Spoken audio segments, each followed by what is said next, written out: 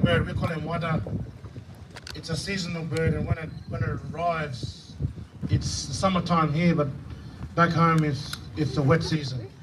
And when it arrives, it brings the weather, what food source is running in the sea, and what to harvest. And that's our calendar. When it goes, the start of the next season. But there's one problem with that bird. He cannot go in the water because it's got no oil in his feathers. So that's what that song's about there. He flies inside out, we call it sokiro. He flies inside hungry, looking for food. And the only way he gets his food source is by timing a flying fish or chases another bird we call serar, which is a tern bird. So that's what that dance is about. This next one here is about the sardine scoop, how our ancestors used to hunt sardine around our island. The water is very black, we call it nigoligoli. But introduction of cast net, this no longer needed, but the method on how to use it is still passed down through song and dance. So this one's about the sardine scoop.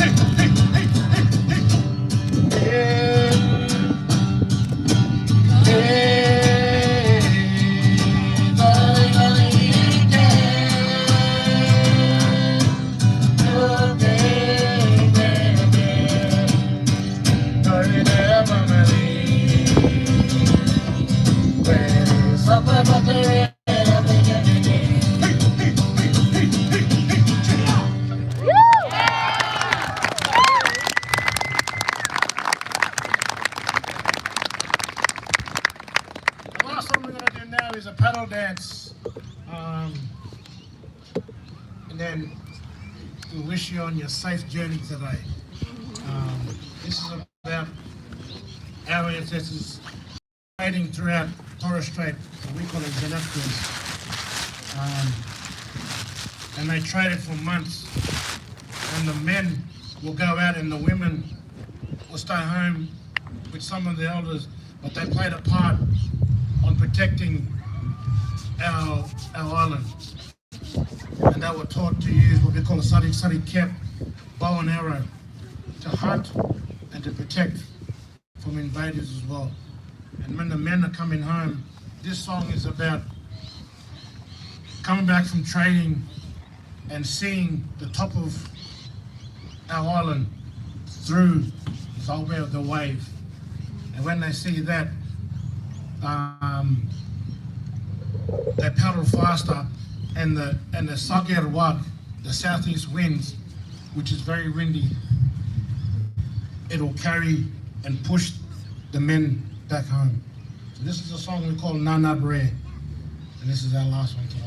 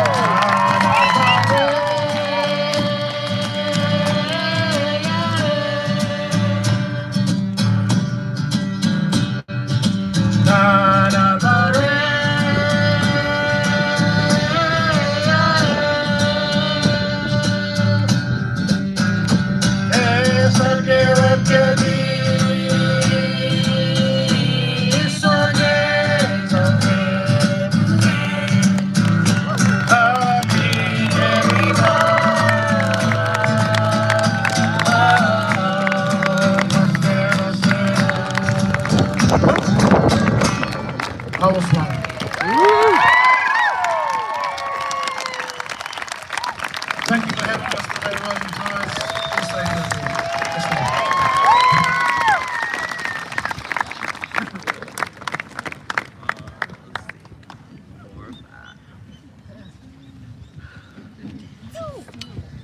Please give it up again for MMBG! It's a privilege to be able to experience and share culture with folks that are fighting the effects of climate change, to stand alongside those who are at the front lines. We here in Newcastle are at the front lines of the climate crisis because we are creating the climate crisis here. And the impacts of 1% of total carbon emissions in the world coming from Newcastle impact those all around the world. Yeah, it is a shame. It is a shame because we do have a responsibility to our fellow folks around the world, to our neighbours. It's a responsibility that we're all called to take. I'm really privileged to introduce now Barbara Ibuai from Sabai Island in the Torres Strait, who's got a message not just from herself but also from those taking on the Commonwealth of Australia in the courts, the Pabai case, to make sure that we are held responsible for our own actions in destroying the planet. That's something that we're doing here with Direct Action. It's something that First Nations folks are taking on in the courts and on the streets all around this country and all around the world. Please welcome, give a very warm welcome to Barbara Ibuai.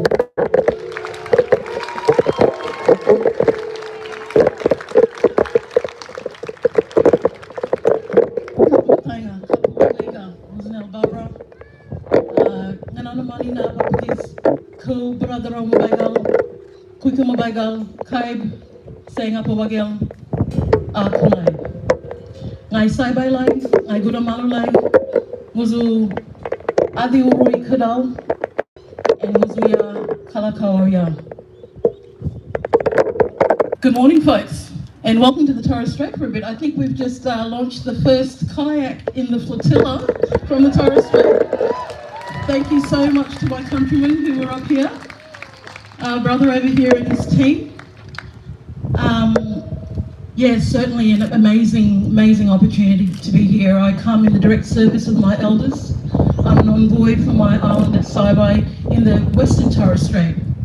You've just seen some amazing dancers from the east, and together we are Zenadkes, and we are at the front line of the climate crisis. Scientific data has told us, and it's been confirmed by our traditional ecological knowledge, which is our traditional science, that there is a crisis. Nothing is normal in the environment. There are changes that are affecting the way we are living, the way we are connecting to ourselves and to our country. In the recent Pabai and Kabai versus Commonwealth case in the federal court, it was confirmed from both sides of the court that the first refugees from the Torres Strait will start leaving our islands in 30 years. 3 decades. This is an existential threat. It is a complete assault on our cultural identity, who we are as a people, not only as Torres Strait Islanders, but as Australians. A week ago, I was in COP in the Amazon in Belém at the largest gathering of the globe's thinkers and innovators and lobbyists and corporates. We have a broken system. We need to get the conversation back to humanity. Why the heck is it that we're making a human subject political and economic? I looked up this morning how long it's been since man put humanity, man on the moon. It's been over half a century. Half a century. And in that time, we've gotten internet, we've got mobile phones, we've got every convenience under the sun that is technological, and yet we can't, as a globe, as a nation, as a people, reconstruct a capitalist system to save ourselves. This is about humanity. What are we going to do about it?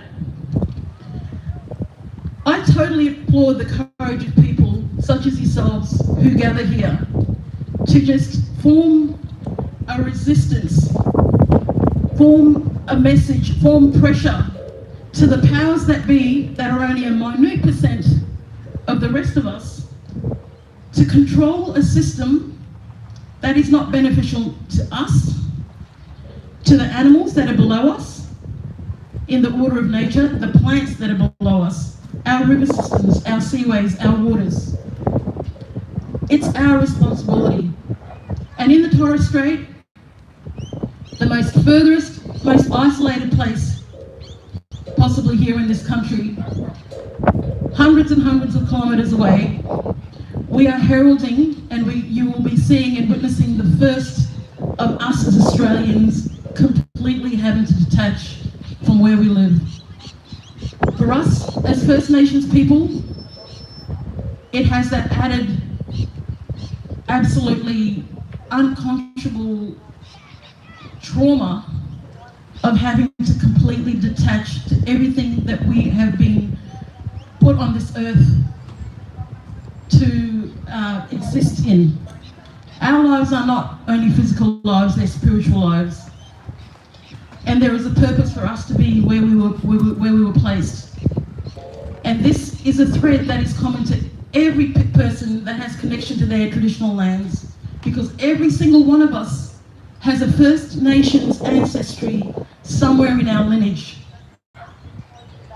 And so as much as we need political pressure, as much as we need changes to the economic structure, this capital system that is just wrecking everything, we also need a consciousness change. And that consciousness change, if someone was to ask me right now, well, what do I do with that? It sounds really big, Barb, but what do I do? Well, my immediate, very simple answer to you would be, find that ancestor that can talk to mine, and they will, despite the language barriers in their language, speak the same language of protection of the earth. That we are here as custodians and defenders of a place that we inherited from people gone before us, to safeguard for the people here right now, and to preserve it for people in the future. It's our responsibility. It's as simple as that. Take the politics and the economics out of it. Yeah, we need it to survive. It's a huge globe. There's thousands of people. But why do we have to complicate it? There's no need to complicate it. We have the ability to change this around, but the time is ticking. So without going any further, because I could probably talk about this all day, I'd really love to read a statement from Uncle Paul and Uncle Kabai up in the Torres Strait. Folk may have heard about the case, Kabai and Kabai versus the Commonwealth. We got a resounding defeat in the federal court in Cairns in July. But what it did do was demonstrate to the Australian population, to the voters, to the public, to our children, to our families, that there is no legal structure in this country for duty of care. How absolutely absurd is that? So when we left that court in July, we brought our dancers down and we danced, and people were saying, what the heck are these people dancing for? They just got defeated, like a resounding no in the federal court. But it was defiance. And it was defiance. And every single person that day, as they were packing their bags to go back home, including their uncles, had this mindset of find every angle and every pathway for appeal, because we can't stop here. So when I was in Belém, I heard back in Australia that appeal documents have just been lodged and the uncles are embarking on another canoe journey into the future in the federal court, now the full one, to continue the pressure up against government.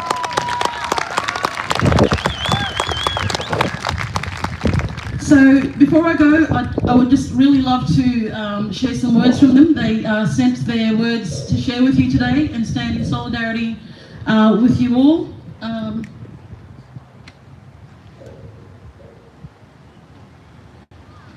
And so this is a message from Uncle Paul and Uncle Pabai. Firstly, we want to say hello and send solidarity to our brothers and sisters who are all gathered here today fighting for our cause together. You have experienced fires, floods, cyclones, droughts and rising seas. We are all united by one thing, and that is love for our families, our communities and our land.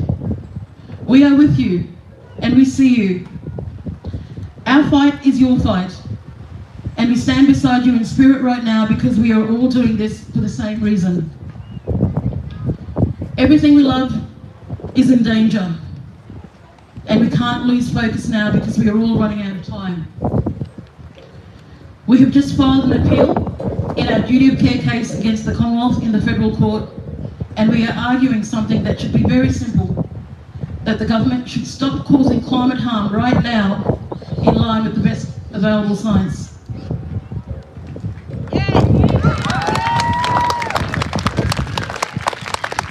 We are continuing the fight because we don't have a choice.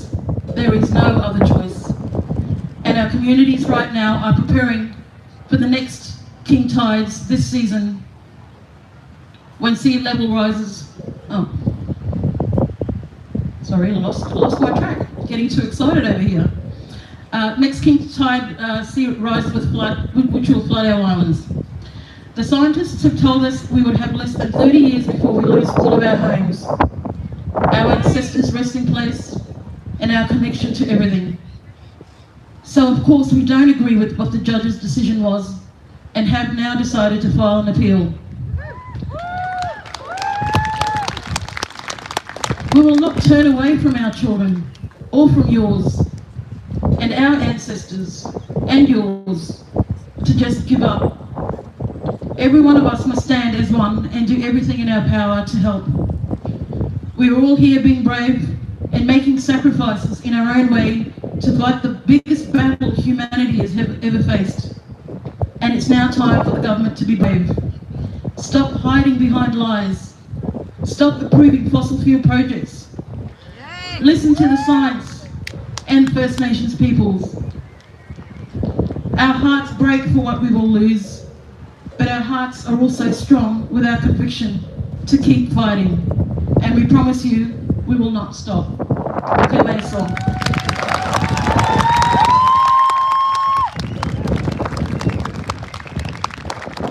Please give it going for Barbara! She came all the way from Cook, here, and is now going home. She's come all the way to speak to us. Please keep that warm in your hearts. Please give it going for the Reverend Marta Hilliard, the leader of the Uniting Church in New South Wales and ACT. The Uniting Church are amazing allies of faith who carry conviction with their faith and are here today to support us. I first heard the Reverend Marta speak at the Hunter Community Alliance. She's an amazing advocate. Please give it up for Reverend Marta.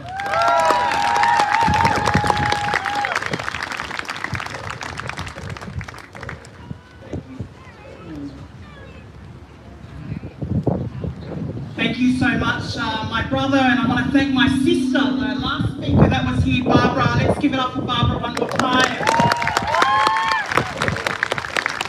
My brothers and my sisters and my siblings, what a moment to gather together on this day to do something about the climate change, about the craziness that's happening in our world. And we come together as one body, and together we are powerful and so wonderful to be here. I want to firstly start by paying my respects and giving thanks for the welcome of me as a second people to stand on this land. And so I pay my respects to the traditional custodian of this land, Aboriginal, Torres Strait Islander leaders, those that have passed, those that are amongst us, aunties, uncles, and those that will continue to lead us into the future. My name is Reverend Marta Hilliard. I am the state leader of the Uniting Church for New South Wales and ACT. And I'm very conscious that I stand here representing many stories about our treatment of the earth and climate change. And some of those stories make me angry. Some of those stories make me anxious. Some of those stories cause me to cry. But also some of those stories have to give us hope. I am an ordained minister in the Uniting Church. And you know, in the church, we believe that God created creation. And over the years in the history of the church, we have used that as human beings to dominate God's good earth. And we are ashamed of that. And some of those stories the church is trying to recover, to listen to the experts of scientists, to listen to all of the data that's saying there is harm being caused to the earth. We know that as we sit around, it feels like 4 seasons. 1 minute it's hot, 1 minute we're cold. And that's why we're here. I'm also here as a mother. I'm a mother of 2 young women. In 3 weeks' time, I'll be a grandmother. And so we think about the next generation. How are we going to give them the earth in the best shape possible? What are we going to do? And that's why we're here. I want this earth to be given and passed on to the next generation in the best shape possible. Absolutely. I'm also here as a daughter of the Pacific. I was born in a tiny little island in Tonga. When I was 8 years old, I experienced a tropical cyclone. And the roof of our house was lifted up. And I remember being so scared of seeing the ravishing of outside and creation taking place. And so I come here today representing the church, representing a mother's voice, representing a daughter of the Pacific, because we know that the rising sea levels is real. Homes are being washed away.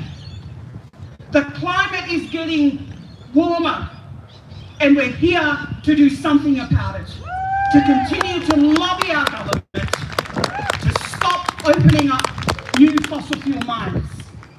One of the things that I've been asked to do here is not just to speak on behalf of the church, but to offer a prayer.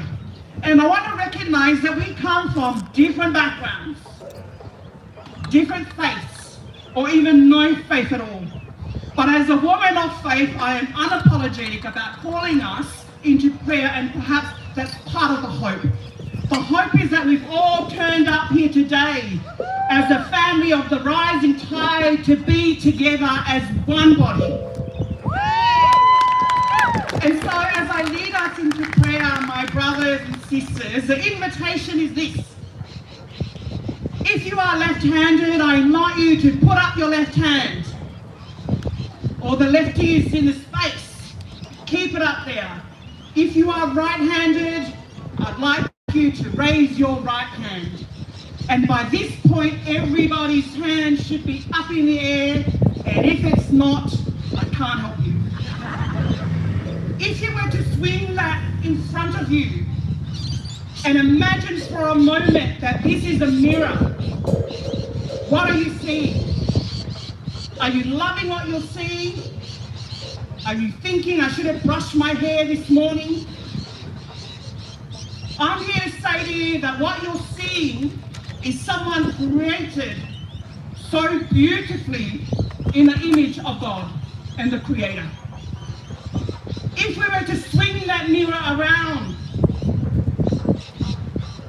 to reflect the world that we live in, there is so much craziness. War, rising sea levels, a whole variety of different things. That's why we're here. And so our prayer is this.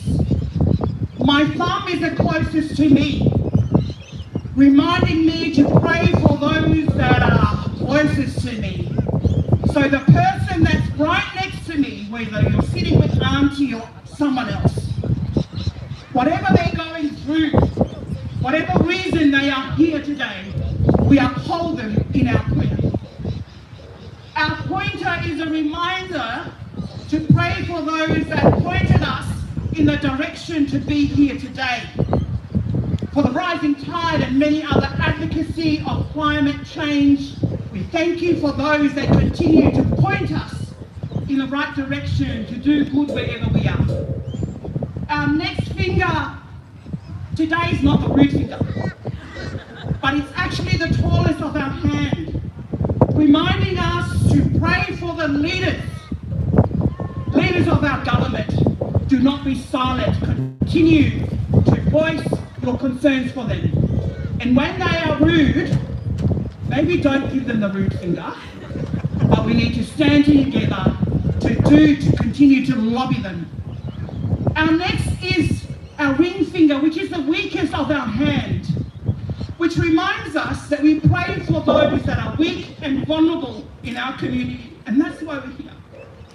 I'm a mum. Imagine those young people in the next generation if we don't continue to do this. Imagine those people in the Pacific and other parts of Australia and the world that their homes are being washed into the ocean. Imagine those that can't afford air conditioning because their homes in Western Sydney or other parts is so hot. And so we come to stand for the marginalised, the weak in our community. And the last is our pinky, reminding us to pray for ourselves. That today we not just use our hands, but we use our voices, we use our heart to continue to advocate for good wherever we are. And today, as we launch the reason why we're here, may we continue to look out for each other, to care for God's good earth in whatever way they may be. This is our prayer, and we offer it in the mighty name of God. Friends, have a blessed day. Amen.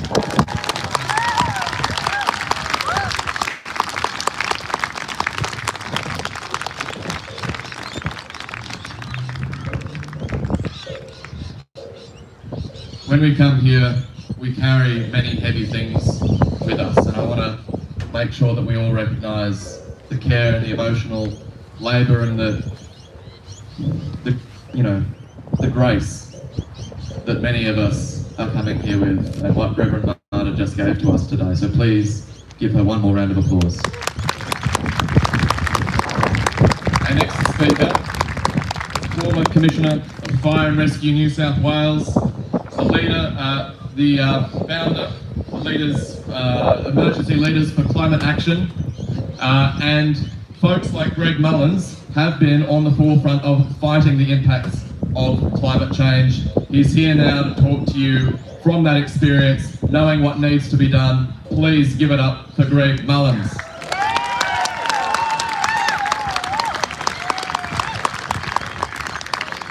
Hi everybody, are there any fireys in the crowd?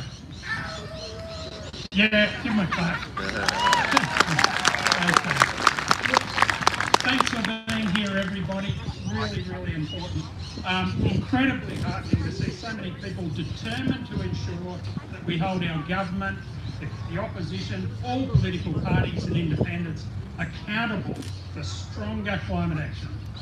All of us have come here via different paths, but ultimately for the same reason, to secure a safe, habitable planet for our children and future generations, and for all of the other species and habitats we share.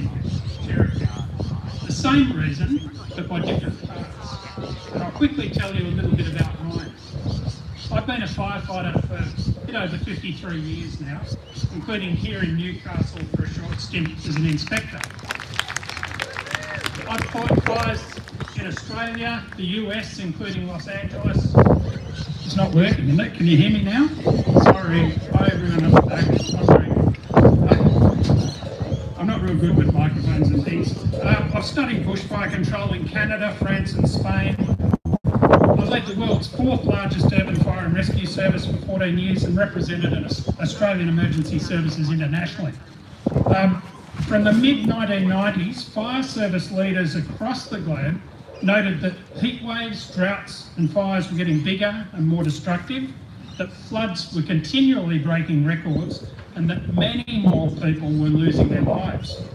By the early 2000s, I was speaking here and in other countries about climate change and the impacts it was going to have on emergency services.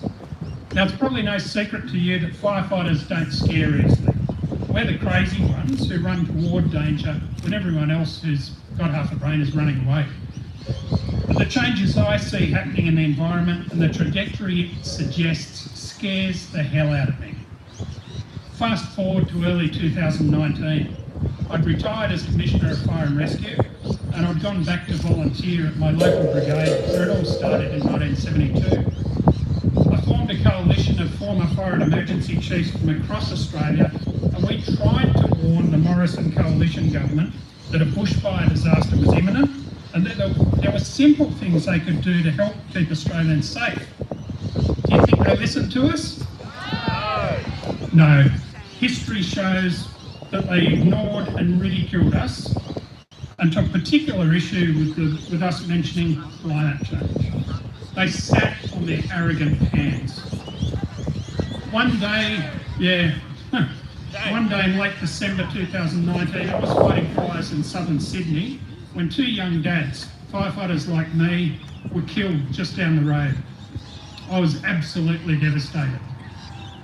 We learned the next day that while Australians faced a disaster like never before, the Prime Minister had secretly slipped out of the country for a Hawaiian holiday.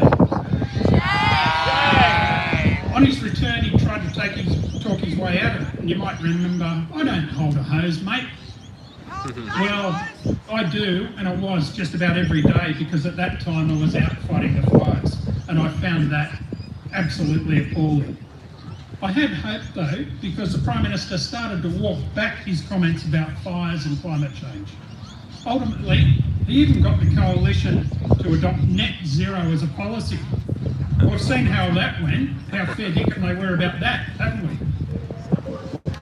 Fast forward again, I'll never forget the elation of election night 2022.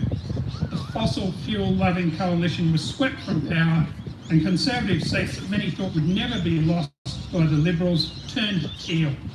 People power triumphed. Collectively, we said enough's enough and that we want real climate action.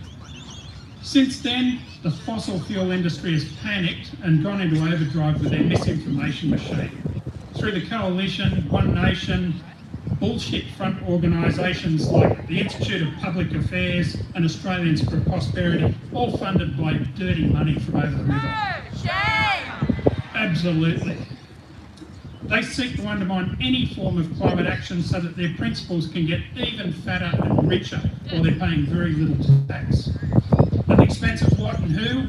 Our kids, our grandkids, our environment, our planet. We simply can't let them get away with it. And you've all come here to say, no way, good on you. The Coalition's never going to challenge fossil fuels because they're funded by their dirty money. Labor seems too scared or hamstrung to push the climate accelerator pedal.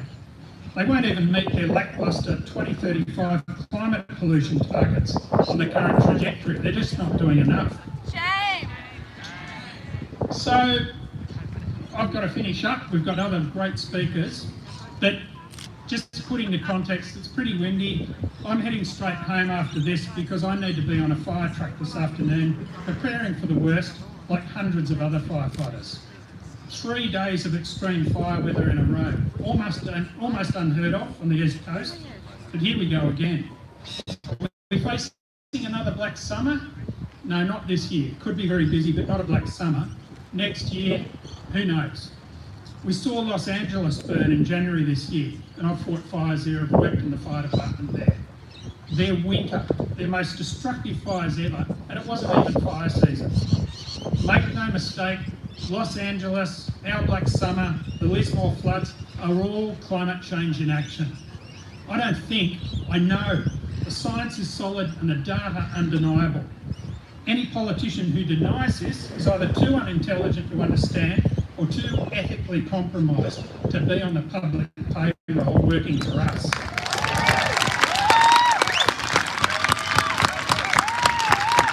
And the good bit, unlike the way America's going, we live in a democracy still. We can vote them out. To finish, I cycle back to Black Summer. After the death and destruction I witnessed, the close shaves I experienced and the political inaction, I ended up in a pretty bad place with my own mental health. And as lots of fireys do, I suffer from post-traumatic stress disorder from decades of seeing awful stuff. But that's a price a lot of us pay. But you know what? What lifted me, and what continues to lift me, is seeing everyday Australians, you, saying no, we're not going to sit back and let the filthy polluting fossil fuels ruin our planet. The stakes are way too high, and we demand real climate action now.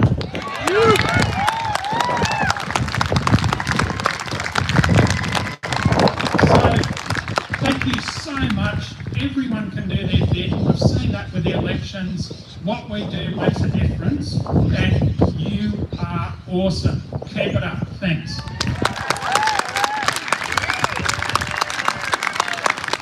Give it going for Greg Mullins! Alrighty folks, we're near the end. We're about to get on the water, but before we do, we're going to hear from one last speaker, yeah?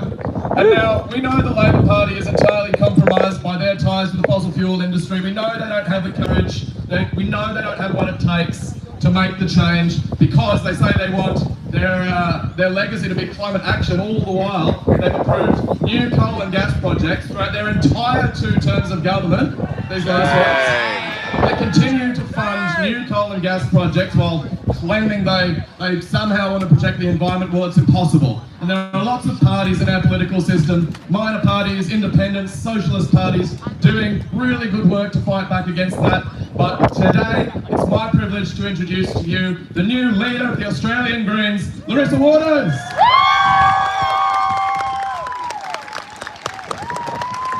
Thanks so much, Zach. Hi everyone. Well, here we are on the land of the Awabakal and the Warralai people, and sovereignty was never ceded here or anywhere in our ancient lands. And we have got so many fights on our hand, but truth-telling, genuine reconciliation and justice is one of them. Here we are at Climate Ground Zero. This is the world's biggest coal port, and every single one of you is an absolute climate hero. For those of you who are going to go out on the water and block some of those coal ships, be safe, but thank you so much for having the strength of heart and conviction to work for us all. I'm so proud to be part of this movement, and for everyone here, even if you're not out on the water, to all the volunteers who are helping making it happen, to Zach who's driven this, to each and every one of you who've come from far and wide, including some coral reef scientists from the Great Barrier Reef I saw in the crowd. Thank you all for trying to fix the future.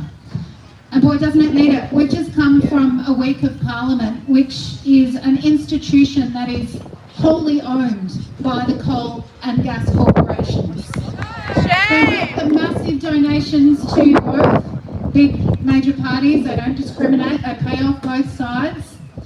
They get billions of dollars every year in public money. They don't pay their fair share of tax. They reap mega profits, and they get approvals handed out like confetti, seemingly no matter who is in government. But we did manage to have a win this week. And that's why your movement is so powerful, because it gives us the political strength and the power in that place to fight for improvements. But we weren't able to get what we actually need to save nature and save the climate. The best that we could get this week, and you're not going to believe this, is to stop the government's plan to approve coal and gas even faster. They wanted to change our environmental laws to be able to tick off on new coal and gas within 30 days. I shit you not. What is going on in these people's minds? So we managed to stop that, and I'm proud of that. And we managed to get some protection for native forests, land clearing, some good outcomes for nature. But it wasn't enough. And they resolutely would not consider climate in our environmental laws. We managed to stop that fast track, but they would not say, yes, we want the Environment Minister to actually think about the climate implications of all of these coal and gas approvals that just keep on running out the door. 32 coal and gas projects have been approved under this Labor government. That's not what they said they were going to do. They promised that they'd be better and different from the last bozo, and they are breaking all of our hearts. So the fossil fuel subsidies, the non-payment of tax, the corporate greed and the vulture capitalism is endangering all of us. And that's why I'm so proud of each and every one of you joining the movement and fighting back against that and sending that message that actually nature matters, that community safety matters, that our Pacific neighbours matter, that love for nature and the world should trump corporate profits. So well done, everyone. We'll keep fighting for climate action in Parliament, and we're all the stronger because of all of you. We've just seen, as I said, 32 coal and gas approvals, a pretty shitty climate target that we unfortunately just heard yesterday we're not even on track to meet. Maybe it has something to do with those 32 coal and gas approvals, like perhaps there's a coincidence there. And of course the climate COP, that international climate meeting that this government was happy to kiss goodbye, because they didn't want you all on the streets of Adelaide and on the beaches of Adelaide pointing out their climate inadequacy. So thank you so much for not giving up and for being the voice of conscience and for fighting for the world. Every single act of resistance is an act of humanity, and it makes us all stronger and better as a community. So be safe out there, keep fighting the good fight, and climate action now, hey? Let's do it. No more coal and gas. We can get off those fossil fuels and protect the workers and spread that wealth more fairly and have a world that is worth fighting for. So thanks everyone. Go well today. Here we go, followers of water! Who's here to get on the water today? You can see by my costume change. So folks, we're not just here to talk the talk, we're here to walk the walk. And we are here at the world's largest coal port. So it's time to get on the water. But before you do that, you need to hear some very important kayak safety announcements from MADS, the kayak safety team. So if you have been tuning out, if you are going away to do something else, don't do that. Listen to MADS right now, because we're here to stay safe and have a good time. And over to MADS for the kayak safety briefing.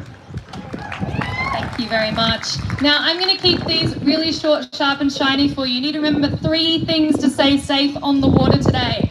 Number 1, wind and water conditions may change. Obey direction from your kayak safety marshals and from your safety boats at all times, please. Number 2, please be good to each other, look after each other and help each other out.